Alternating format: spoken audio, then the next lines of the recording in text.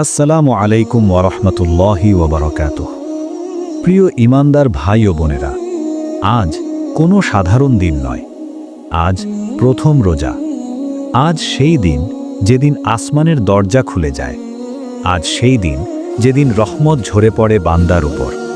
আজ সেই দিন যেদিন জাহান্নামের দরজা বন্ধ হয়ে যায় আর শয়তান শিকলবন্দী হয়ে পড়ে। বলুন তো, আপনি কি প্রস্তুত? এই রমজান কি সত্যি আপনার জীবন বদলাবে? আল্লাহ তাআলা ডেকে বলেন, হে ঈমানদারগণ, তোমাদের উপর রোজা ফরজ করা হয়েছে। এটা শুধু একটি ইবাদত নয়, এটা একটি ডাক, এটা আত্মশুদ্ধির ঘোষণা। রোজা শুধু ক্ষুধা না, রোজা শুধু পিপাসা না, রোজা হলো নিজেকে বদলে ফেলার সুযোগ। রাসূলুল্লাহ সাল্লাল্লাহু আলাইহি ওয়াসাল্লাম বলেছেন, যখন রমজান আসে জান্নাতের দরজা খুলে দেওয়া হয়, জাহান্নামের দরজা বন্ধ করে দেওয়া হয় আর শয়তানকে শিকলবন্দী করা হয়।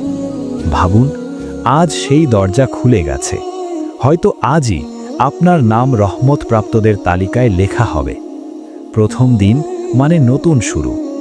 আজ যদি নিয়ত বদলান, পুরো জীবন বদলে যেতে পারে।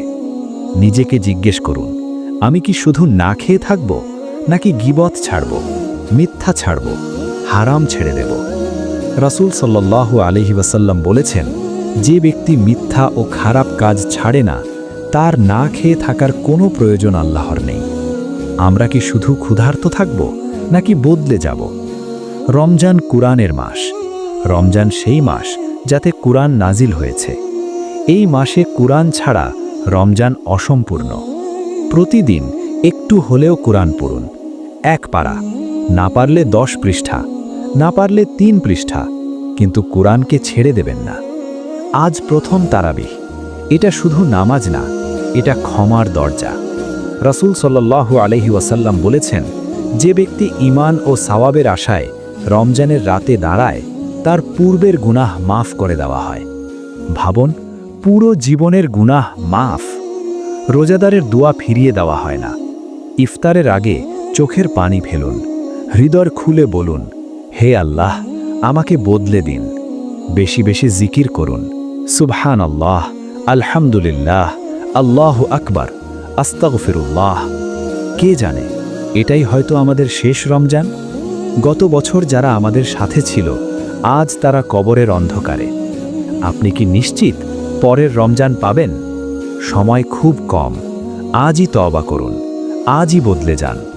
রমজান 30 দিনের অতিথি। এই অতিথিকে সম্মান করুন। আজ সিদ্ধান্ত নিন, আমি 5 ওয়াক্ত নামাজ আদায় করব, আমি গীবত ছাড়ব, আমি কুরআনের সাথে সম্পর্ক করব, আমি মা বাবার খেদমত করব। বলুন, এই রমজান আমার জীবন বদলে দেবে ইনশাআল্লাহ। আল্লাহ আমাদের সবাইকে কবুল করুন, আমিন। ওয়াসসালামু আলাইকুম ওয়া রাহমাতুল্লাহি ওয়া বারাকাতুহু।